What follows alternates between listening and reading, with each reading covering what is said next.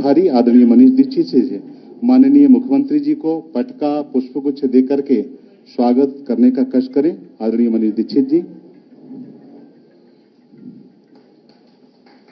इसी क्रम में माननीय हरीश जी से आग्रह करता हूं कि प्रदेश अध्यक्ष आदरणीय भूपेन्द्र चौधरी जी का स्वागत अभिनंदन करेंगे हमारे माननीय हरीश श्रीवास्तव जी।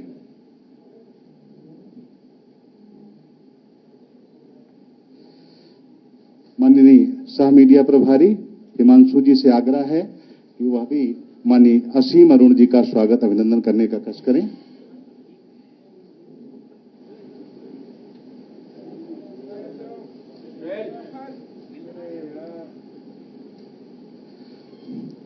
आज के अपने इस मीडिया सेंटर शुभारंभ के अवसर पर मैं उत्तर प्रदेश के माननीय प्रदेश अध्यक्ष जी से आग्रह करूंगा कि यहां पर उपस्थित माननीय पत्रकार बंधुओं को संबोधित करने का कष्ट करें। माननीय प्रदेश अध्यक्ष जी।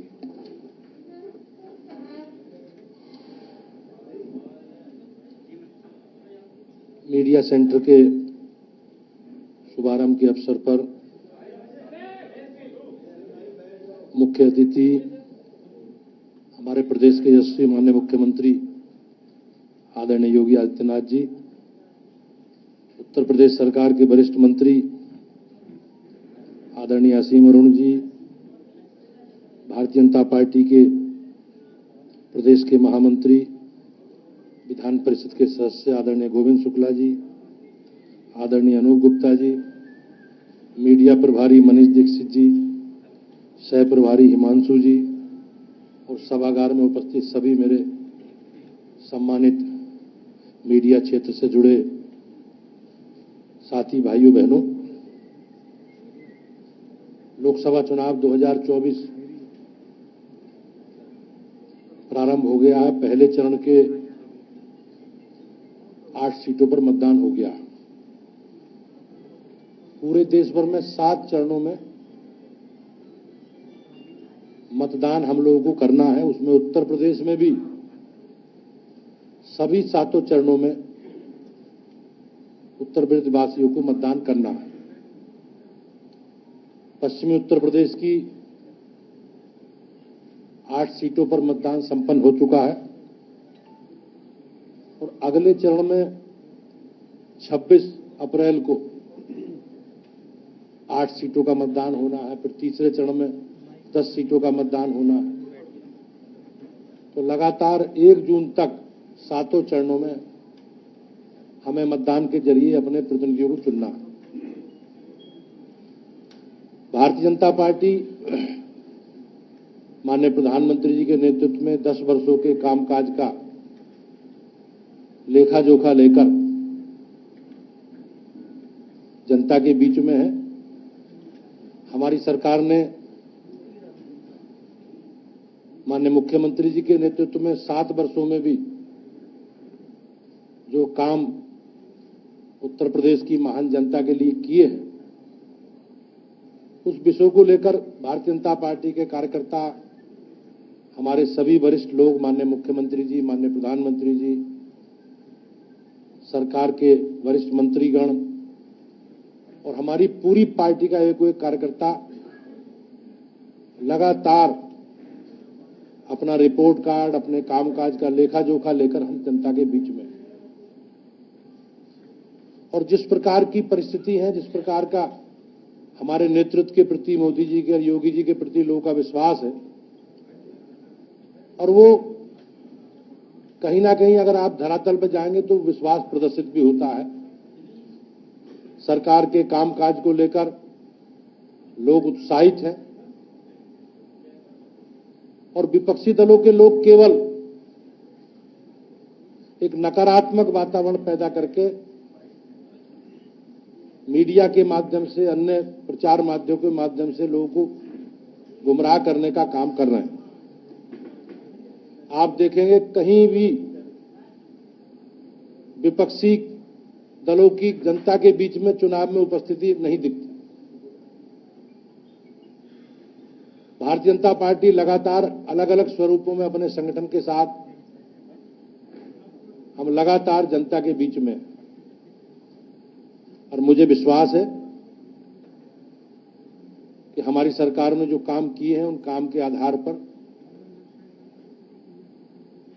हमें उत्तर प्रदेश की महान जनता, जो माननीय प्रधानमंत्री जी का संकल्प है अब की बार 400 पार का, उसमें उत्तर प्रदेश भी अपना योगदान देगा, ऐसा मेरा निवेदन है। मैं आज मीडिया सेंटर के शुभारंभ के अवसर पर अपने माननीय यशस्वी मुख्यमंत्री योगी आदित्यनाथ जी का स्वागत करता हूं, अभिनंदन करता हूं और लगातार अपने चुनाव के कार्यक्रमों में व्यस्तता के बीच उन्होंने समय निकाला है, क्योंकि उन्हें उत्तर प्रदेश के अलावा देश के सभी राज्यों में जाना है। तो मैं उनके प्रति आभार प्रकट करते हुए हमारी पार्टी का जो संकल्प है हम सब लोग मिलकर उसे पूरा कर रहे हैं और जिस प्रकार की परिस्थिति है उन परिस्थितियों के हिसाब से निश्चित रूप से परिणाम हमारी अपेक्षा के अनुसार आएंगे, ऐसा मेरा विश्वास है। मैं एक बार माननीय मुख्यमंत्री जी का और आप सबका इस कार्यक्रम में उपस्थित रहने के लिए बहुत बहुत स्वागत करता हूं। धन्यवाद। धन्यवाद माननीय प्रदेश अध्यक्ष जी। आज अपने इस मीडिया सेंटर के शुभारंभ के अवसर पर हम सबके बीच में उत्तर प्रदेश के यशस्वी मुख्यमंत्री माननीय योगी आदित्यनाथ जी से मैं विनम्र अनुरोध करूंगा कि माननीय पत्रकार बंधुओं को संबोधित करने का कष्ट करें। माननीय मुख्यमंत्री जी।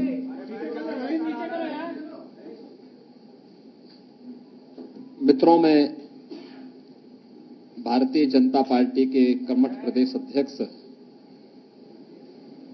माननीय भूपेंद्र चौधरी जी, प्रदेश सरकार में मेरे सहयोगी श्री असीम अरुण जी और भारतीय जनता पार्टी की प्रदेश की मीडिया टीम की ओर से लोकसभा चुनाव 2024 की दृष्टि से प्रदेश मुख्यालय में स्थापित इस मीडिया सेंटर में आप सबका मैं हृदय से स्वागत करता हूं। हम सब जान रहे हैं, जैसे प्रदेश अध्यक्ष जी ने भी बताया है, कि लोकतंत्र के महापर्व का शंखनाद पहले ही हो चुका है। 7 चरणों में पूरे देश के अंदर लोकसभा की 543 सीटों के लिए चुनाव संपन्न होना है। 19 अप्रैल को पहले चरण के 21 राज्यों के 102 लोकसभा सीटों पर चुनाव संपन्न हो चुके हैं और जो रुझान पूरे देश से मिल रहे हैं वह रुझान इस बात की ओर पूरे देश के ध्यान को आकर्षित करता है कि आम जनता के मन में एक ही भाव है, वह उत्तर हो, दक्षिण हो, पूरब हो, पश्चिम हो, कि फिर एक बार मोदी सरकार। प्रधानमंत्री मोदी जी ने 10 वर्ष में देश के अंदर जिसकी तस्वीर को बदली है, आम जन की तकदीर को बदलने के लिए जो एक सकारात्मक पहल किए हैं, उसके प्रति जनता का सकारात्मक रुख भारतीय जनता पार्टी के पक्ष में बिना भेदभाव के समाज के हर तबके का पूरा समर्थन और आशीर्वाद भारतीय जनता पार्टी को प्राप्त हो रहा है। द्वितीय चरण के चुनाव 26 अप्रैल को होने जा रहा है और द्वितीय चरण में 13 राज्यों की 89 सीट्स पे चुनाव होने हैं, जिसमें अभी सूरत की एक सीट पर भारतीय जनता पार्टी के प्रत्याशी निर्विरोध भी एक सीट पर अभी हो चुके हैं। चुनाव इस बात की ओर ध्यान आकर्षित कर रहा है कि संभवतः पहला चुनाव देश का होगा 18वीं लोकसभा का चुनाव है और अब तक के पहला चुनाव होगा जिसके परिणाम के बारे में पूरा देश आश्वस्त है। आश्वस्ति का भाव इस दृष्टि से क्योंकि मोदी जी ने पिछले 10 वर्ष में देश के अंदर पॉलिटिक्स ऑफ परफॉर्मेंस पर ध्यान देकर के पूरी जवाबदेही के साथ हर एक मोर्चे पर सर्वांगीण विकास के जिन लक्ष्यों को प्राप्त करने की दिशा में प्रयास प्रारंभ किए हैं, आज देश उसका लाभ प्राप्त कर रहा है। यह हर एक क्षेत्र में वैश्विक मंच पर भारत की प्रतिष्ठा का 140 करोड़ भारतीयों के सम्मान का मामला हो, भारत की सुरक्षा को सुदृढ़ करने का हो, भारत की आंतरिक सुरक्षा, आतंकवाद, नक्सलवाद की समस्या को समाधान के लक्ष्य तक ले जाने का हो, या फिर देश के अंदर वर्ल्ड क्लास इंफ्रास्ट्रक्चर उपलब्ध करवाने का, highway, railway, metro, expressways, IIT, IIM, world class universities, one district one medical college, हर घर नल की योजना, ये सभी कार्य पूरे देश के अंदर ट्रिपल आईटी, एनआईटी, ये एक लंबी श्रृंखला है इनकी, जो प्रधानमंत्री मोदी जी के नेतृत्व में भारत ने पहली बार गवर्नमेंट परफॉर्मेंस के आधार पर भी कार्य कर सकती है और उस आधार पर जनता जनार्दन के बीच में जा सकती है, यह पहली बार देखने को प्राप्त हुआ है। देश के अंदर गरीब कल्याणकारी योजनाओं का लाभ भी बिना भेदभाव के 140 करोड़ लोगों को प्राप्त हो सकता हो, यह भी देश पहली बार देख रहा है।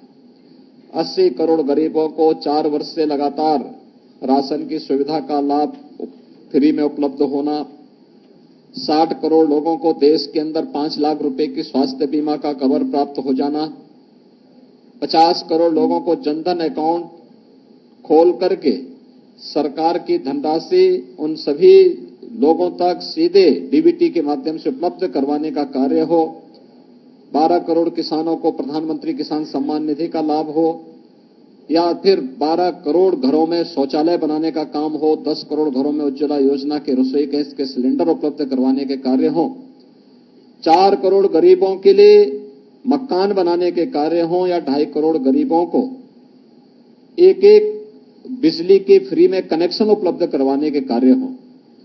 पहली बार वास्तव में देखा है लोगों ने कि योजना का लाभ बिना भेदभाव के हर तबके को कैसे प्राप्त हो सकता है। जो नारा मोदी जी ने 2014 में दिया था, सबका साथ और सबका विकास का, वह जमीनी धरातल पर कैसे हकीकत में बदला है, यह भी पूरा देश देख रहा है और हर तबके के मन में इन सभी योजनाओं को लेकर के भारी उत्साह है।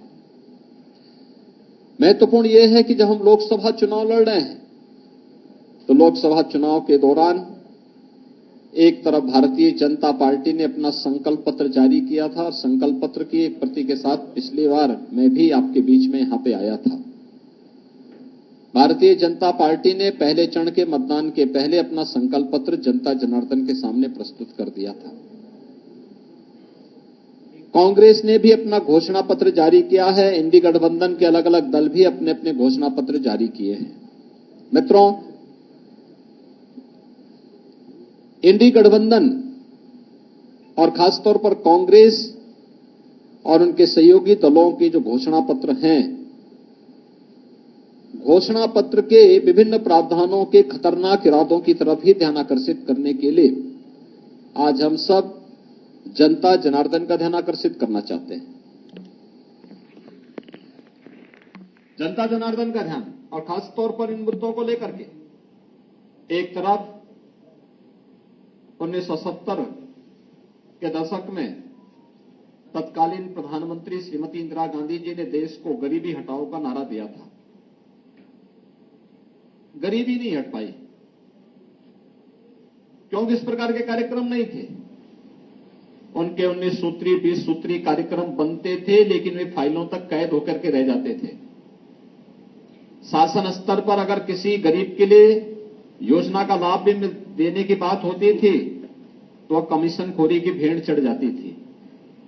योजना का लाभ चेहरा देख करके देने की जो प्रवृत्ति कांग्रेस ने उस समय प्रदान की थी, कमोवेश वही स्थिति हम लोगों को यूपीए सरकार के सामने और विभत्स रूप में देखने को मिला।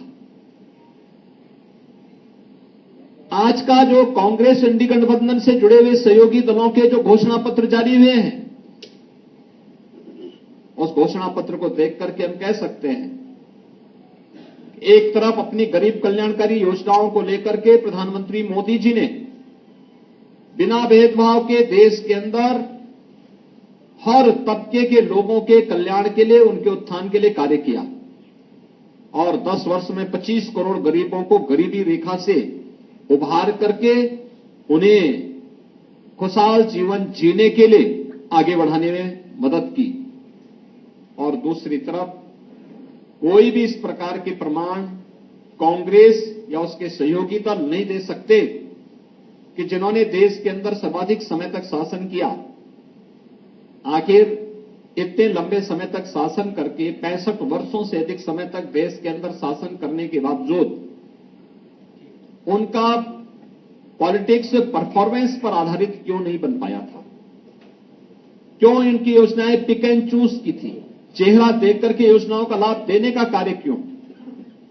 और खासतौर पर अब दादी के दिए गए नारे को पोते के द्वारा किस प्रकार से तोता रटंत की जा रही है कि हम एक झटके में गरीबी हटाएंगे, और गरीबी कैसे हटाएंगे इसका अगर आपको उनके घोषणा पत्र में देखना हो तो यह खतरनाक इरादा भी है और हास्यास्पद भी है।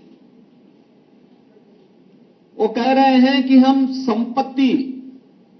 लोगों की संपत्ति का सर्वे करवाएंगे और संपत्ति सर्वे करके फिर उस संपत्ति को अपने अनुसार फिर उसका बंदर बांट करेंगे। यानी पहले देश के संसाधनों पर लूटपाट। याद करिए, यूपीए सरकार के तत्कालीन प्रधानमंत्री डॉक्टर मनमोहन सिंह जी ने अपने एक अभिभाषण में इस बात का उल्लेख किया था कि देश के संसाधनों पर पहला अधिकार मुसलमानों का है। हमारा कहना है देश के अंदर भारतीय जनता पार्टी ने 4 जातियों की बात की। गरीब है, किसान है, युवा है और महिला है। इसमें किसी जाति की बात नहीं की है,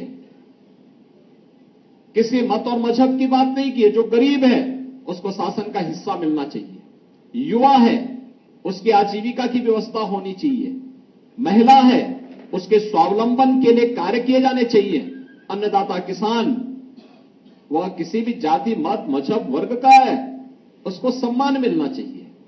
ये भारतीय जनता पार्टी जहां इसकी बात करती है, वहीं कांग्रेस कहां से प्रारंभ कर रही है? वह संपत्ति का सर्वे करवाएगी, संपत्ति का सर्वे करके फिर उसका बंदर बांट करेगी। यानी अपनी पुरानी उस प्रवृत्ति में कहां लेके जा रहे हैं कि पहला अधिकार किसका है, और फिर वहीं से उनकी शुरुआत हो रही है। इसके लिए वह जातीय जनगणना को आधार बना रहे हैं। 65 वर्षों तक शासन किए, एससी, एसटी, ओबीसी और अन्य जातियों को इन्होंने उनका अधिकार नहीं दिया, उससे उन्हें वंचित किया। और याद करिए 2004 से 2014 के बीच के कांग्रेस के शासनकाल को, जब उन्होंने उस समय लक्षित हिंसा विधेयक लाने का कुत्सित प्रयास किया था। बहुसंख्यक समाज की भावनाओं को कुचलने के लिए, उनकी अभिव्यक्ति की स्वतंत्रता को दबाने के लिए एक कुत्सित प्रयास किया था। भारतीय जनता पार्टी के भारी विरोध के कारण वह उस विधेयक को पास नहीं कर पाए थे। भारत के प्रति इनकी मानसिकता क्या है? और इसके बाद इन्होंने अनुसूचित जाति, अनुसूचित जनजाति और पिछड़ी जाति के हकों पर डकैती डाल करके उनके आरक्षण में भी किस प्रकार से घुसपैठ करने का प्रयास किया था। इसके लिए रंगनाथ मिश्रा, जस्टिस रंगनाथ मिश्रा, जो पहले सीजीआई थे, चीफ जस्टिस ऑफ इंडिया थे, बाद में कांग्रेस के सांसद बने, उनकी अध्यक्षता में जो कमेटी बनाई गई, उस कमेटी की सिफारिश कांग्रेस की मंशा के अनुरूप देश के अंदर लागू करने के कुत्सित प्रयास हुए थे, जिसमें एससी, एसटी और ओबीसी के आरक्षण के अधिकार को जबरन कुछ वर्ग विशेष को देने के कुत्सित प्रयास इन्होंने उस समय प्रारंभ किए थे। और फिर सच्चर कमेटी की रिपोर्ट में भी दलितों के, अनुसूचित जाति, जनजाति के आरक्षण में घुसपैठ करके एक हिस्सा इसको भी मुस्लिम वर्ग को जबरन देने के कुत्सित प्रयास किए गए थे, जिसका उस समय भारी विरोध हुआ था। यानी कांग्रेस की मंशा क्या है? कांग्रेस की मंशा और इंडी गठबंधन का मंशा है अनुसूचित जाति, जनजाति और पिछड़ी जाति के अधिकारों पर डकैती डालना, और इसके लिए वे सरकार में आना चाहते हैं, इसके लिए जातीय जनगणना कराना चाहते हैं। इसके आधार पर समाज को पहले जातीय जनगणना के आधार पर बहुसंख्यक समाज को आपस सामाजिक ताने बाने को छिन्न भिन्न करने का प्रयास करेंगे, आपस में विभाजित करेंगे, और फिर उसके बाद उनके आरक्षण के अधिकार में जबरन उसका बंदर बांट करने का काम भी इनके द्वारा करने का प्रयास होने जा रहा है। और यह एक खतरनाक इरादा इनके द्वारा अपने इस जो है घोषणा पत्र में इनके द्वारा करने का कुत्सित प्रयास प्रारंभ हुआ है। हम सब इस बात को जानते हैं कि कांग्रेस की मंशा हमेशा सत्ता, एन केन प्रकारेण सत्ता प्राप्त करनी रही है। वे देश की कीमत पे सत्ता चाहते हैं और देश की कीमत पर उन्हें सत्ता चाहिए। इसके लिए महिलाओं पर बर्बर अत्याचार करने वाली तालिबानी प्रवृत्ति को भारत के अंदर लागू करना चाहते हैं। यानी व्यक्तिगत कानून को कांग्रेस सत्ता में आने के बाद लागू करने की बात करती है। यानी 3 तलाकी को प्रथा से भारतीय जनता पार्टी की मोदी जी के नेतृत्व की सरकार ने देश की आधी आबादी को इस कुप्रथा से मुक्त किया, उससे स्वतंत्रता दी। कांग्रेस उसका समर्थन करती है। यानी व्यक्तिगत कानून, देश के अंदर हम कहते हैं 2 प्रधान, 2 विधान, 2 निशान नहीं चल सकते। इसके लिए 1953 में डॉक्टर श्यामा प्रसाद मुखर्जी जी ने अपना बलिदान दिया था। लेकिन कांग्रेस देश के अंदर व्यक्तिगत कानून लागू करके शरिया कानून लागू करना चाहती है, तालिबानी विध्वंस का समर्थन करना चाहती है। और ये जो कांग्रेस की मंशा है या इंडी गठबंधन की मंशा है, या आधी आबादी का अपमान तो करती ही है, एक खतरनाक इरादे की ओर भी देश का ध्यान आकर्षित करती है। ये जो 2-3 कुछ ये जो महत्वपूर्ण जो देश के सुरक्षा से जुड़े हुए, देश की संप्रभुता से जुड़े हुए, आधी आबादी की गरिमा से जुड़े हुए महत्वपूर्ण मुद्दे हैं, उनमें कांग्रेस की मंशा स्पष्ट उजागर होती है कि उनका इरादा देश के प्रति अच्छा नहीं है।